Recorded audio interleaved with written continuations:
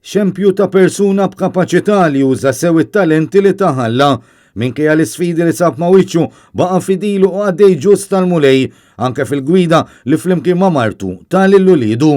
Kliem Dungino Gawċi, ħabib personali ta' Lawrence Gallia, missier id-deputat nazzjonalista Mario Gallia u missier l-impjegat ta' Media.Link Communications Paul Gallia fl-aħħar tislima fil-Knisja Arċipretali ta' Żejtun id-dedikata lil Santa Katerina.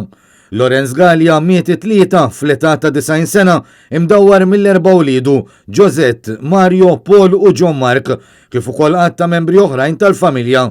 U għat l-omelija Dungino qal li bħala nsara għandna nirringrazzjaw lil Alla tal-li tagħna lil Lawrence bħala rigal matul ħajtu għax bemilu għallem lil dawk ta' madwaru li għandhom jgħixu l-sfidi paċi u b'serenità kbira. Dungino spjega li baqajżur lil Lawrence sal-aħħar momenti biex itih l-Ewkaristija u ra li meta beda jnemnem id-dawl metaforiku tal-mużbieħ tiegħu bħal qisu repeta kliem il-profeta Xmun meta preżentawlu lil Ġesu tarbija. Issa osit tista' tħalli l-qaddej tiegħek imur fi-sliem. Dungino temm billi sellem lil Lawrence li uża l-fidi u t-tenaċità bħala boxla li jmexxuh fit-triq it-tajba.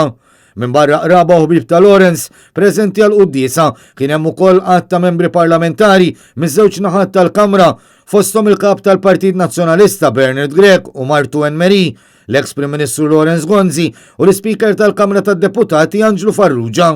Preżenti wkoll diversi uffiċjali tal-Partit Nazzjonalista u impjegati tad-Dar Ċentrali, immexxija mis-Segretarju Ġenerali Francis Zamid Dimek.